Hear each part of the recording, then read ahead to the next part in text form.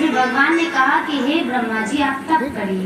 तप करने से आपके अंदर सारा ज्ञान का प्रादुर्भाव स्वतः हो जाएगा। इस प्रकार उन्होंने जब तप किया तो फिर उन्हें विराट स्वरूप का अनुभव हुआ। और इसके बाद उन्होंने 3 प्रकार की सृष्टि की। इसी क्रम में सृष्टि वर्णन के क्रम में फिर आता है कि ब्रह्मा जी भगवान का दर्शन करते हैं और भगवान के द्वारा चतुश्लोकी भागवत का उपदेश ब्रह्मा जी के लिए दिया जाता है। वो चतुश्लोकी भागवत क्या है? अहमेवासमेवाग्रे नान्यत् यत् सदसत्परम् पश्चात् अहं यदेतच्च यो वर्षिष्येत सोऽस्म्यहम् द्वितीयर्थं यत् प्रतीयेत न प्रतीयेत चात्मनि तद्विद्यात् आत्मनो मायां यथा भासो यथा तमः यथा महान्ति भूतानि भूतेषु चावचिष्वनु प्रविष्टान्यप्रविष्टानि तथा तेषु न तेष्वम् एतावत् एव जिज्ञास्यं तत्त्वजिज्ञासुनात्मनः अन्वयव्यतिरेकाभ्यां यत् स्यात् सर्वत्र सर्वदा। क्या कहते हैं भगवान कि हे ब्रह्मा जी, मैं ही सब जगह हूँ। जो कुछ है और जो कुछ नहीं है वो भी मैं ही हूँ। अर्थात इस सृष्टि के कण कण में मैं हूँ और इस माया में मैं नहीं हूँ। इस माया में मैं हूँ भी और इस माया में मैं नहीं भी हूँ। तात्पर्य कि जो हमें भगवान से मिलाए उसको समझे कि हाँ ये है, और जो हमें भगवान से नहीं मिलाए उसको समझे कि ये नहीं है। तो है और नहीं है, इस अन्वय और व्यतिरेक से मनुष्य क्या करे? ज्ञान का प्राकट्य करके मुझे प्राप्त करे। इसके बाद भागवत के 10 लक्षण बताए हैं और उसके बाद उद्धव जी के द्वारा भगवान की बाल लीलाओं का वर्णन है, जो हम आगे 10वें स्कंद में सुनेंगे। फिर उद्धव जी विदुर जी से भेंट लेते हैं और विदुर जी मैत्रेय जी के पास जाते हैं। वो भी सृष्टि विषयक प्रश्न पूछते हैं और मैत्रेय जी उनको सृष्टि विषयक प्रश्न का उत्तर देते हैं। अब यहाँ पर इसी क्रम में कश्यप जी की 2 पत्नियां हैं, दिति और अदिति। अदिति से देवता प्रकट हुए हैं और दिति से असुर, क्योंकि दिति का स्वभाव आसुरी प्रकृति का है और अदिति का स्वभाव दैवी प्रकृति का। तो दैवी और आसुरी प्रकृति हम कैसे पहचाने कि मेरे अंदर दैवी प्रकृति है या आसुरी प्रकृति?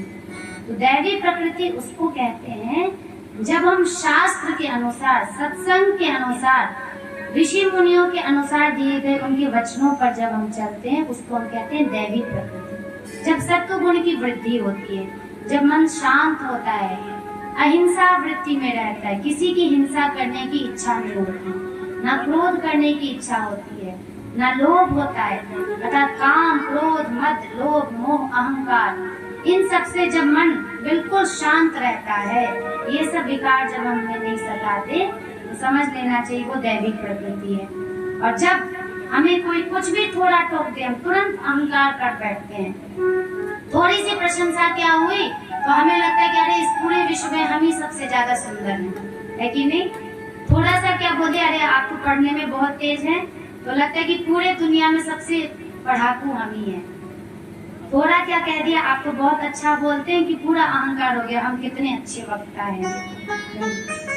क्योंकि अगर हम देखें तो हमसे ऊपर भी इतने सारे, ये दुनिया बहुत बड़ी है, पृथ्वी इतनी छोटी, केवल उन्नाव ही ये पृथ्वी नहीं है कि नहीं? उन्नाव से बाहर जाइए, कानपुर है, कानपुर से बाहर जाइए, पूरा भारत भ्रमण करिए, थक जाएंगे। और इतनी सारी योग्यताओं को देख के लगेगा अरे मैं तो कुछ भी नहीं हूँ। तो तात्पर्य है कि जब अपने अंदर अहंकार आने लगे तो अपने से ऊपर के व्यक्ति को देख लेना चाहिए, और जब अपने अंदर हीनता आने लगे, अरे मैं तो कुछ भी नहीं हूँ, मैं बेकार हूँ, मैं किसी काम का नहीं हूँ, तो अब अपने से नीचे व्यक्ति को देख लेना चाहिए, इससे तो मैं ठीक ही हूँ। तो तात्पर्य तो बैलेंस, जीवन का बैलेंस बना रहता है, ना अहंकार आने पाए, ना मन में हीनता आने पाए, तो क्या हो, हम समभाव में रहें। इसके लिए दिति ने एक बार क्या किया, कश्यप जी से असमय में ही उनको संभोग करने की इच्छा हुई। तो कश्यप जी ने उनको मना किया, पुनरअपि वो नहीं मानी।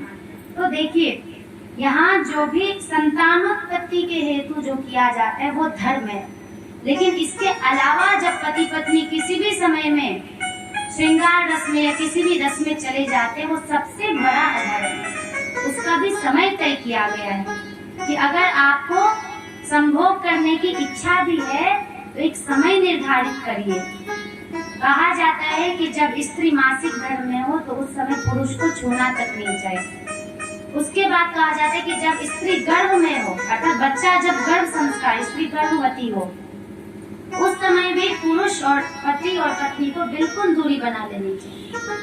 तात्पर्य, क्योंकि गर्भ के अंदर जो बच्चा होता है, अगर आप उस समय करते हैं तो महाकामी उत्पन्न होता है। हिरण्यकश्यप हिरण्याक्ष की तरह भयंकर असुर हो बनता है। इसलिए गर्भ संस्कार में 9 महीने तक जैसे ही पता चले कि गर्भ में संतान है, उसी समय पति और पत्नी दोनों को ब्रह्मचर्य का पालन करना चाहिए, शास्त्र निर्देश है।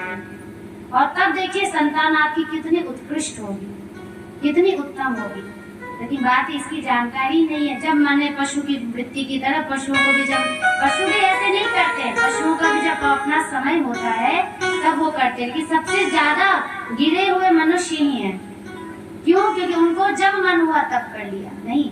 और इसी से देखिए दीति ने असमय में कश्यप जी से कहा था, इसलिए उनके गर्भ से देवता उत्पन्न नहीं हुए। कौन उत्पन्न हुए? असुर, जो अभी हिरण्याक्ष और हिरण्यकश्यप बनकर आए। तो हिरण्याक्ष हिरण्यकश्यप कैसे बने? इसकी भी कथा है कि जय और विजय नामक भगवान के पार्षद थे। वैकुंठ धाम में भगवान नारायण का वास है। तो जय विजय को अहंकार हो गया था कि अरे मैं भगवान का सबसे मुख्य पार्षद हूँ। ना किसी भी चीज का अहंकार हो सकता है, तो हमेशा सावधान रहना चाहिए कि अहंकार हुआ मतलब हम भगवान से दूर हो गए। तो ये सनत कुमार आदि सनकादि 4 ऋषि भगवान का दर्शन करने के लिए जब गए तो जय विजय ने उनका रास्ता रोक दिया। कहा सावधान ऋषियों, आप अंदर प्रवेश नहीं कर सकते। तो ऋषियों ने कहा कि आज तक वैकुंठ धाम में हमें किसी ने रोका नहीं है। भगवान नारायण तो साक्षात कहते हैं कि आप लोगों की जब इच्छा हो तब दर्शन कर सकते हैं। आप लोग मुझे क्यों रोक रहे हैं? कृपया मुझे दर्शन करने दीजिए। हमें बहुत उत्कट अभिलाषा है भगवान के दर्शन की। वो विनय करते रहे, लेकिन वो उनको इतना भी ध्यान नहीं रहा कि भाई सामने कौन खड़ा है। साक्षात ऋषि, वो भी साधारण ऋषि नहीं है, ये सनकादि 4 ऋषि हैं जो ब्रह्मा जी के सर्वप्रथम पुत्र हैं, जिनको साक्षात नारायण भी नमस्कार करते हैं। उन ऋषियों के साथ ये धृष्टता कर रहे हैं। तो उनको लग गया कि नहीं, ये जय विजय है तो भगवान का पार्षद, लेकिन अभी इसके अंदर असुर वृत्ति, राक्षस वृत्ति आ गई है।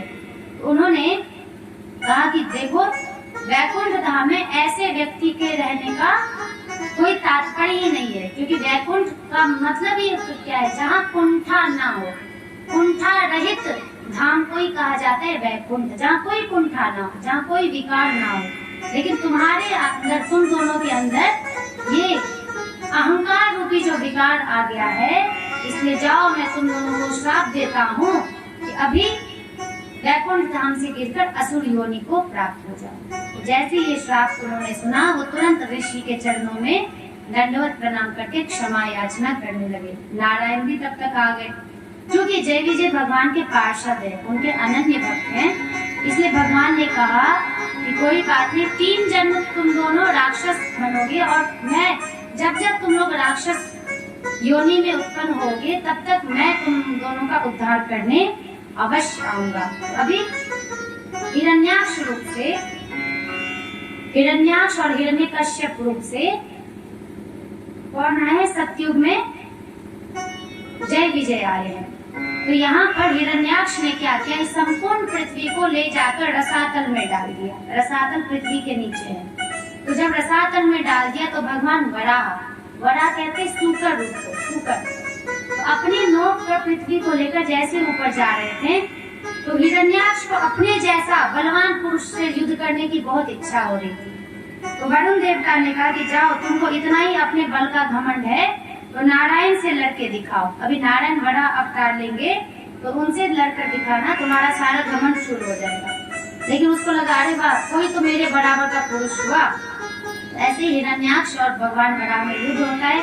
हम सबको परिणाम पता है कि अंत में हिरण्याक्ष की मृत्यु होती है और भगवान रसातल से पृथ्वी को लाकर पृथ्वी लोक पर पुनः स्थापित करते हैं। अब हिरण्याक्ष के वध से हिरण्यकश्यप इत्यादि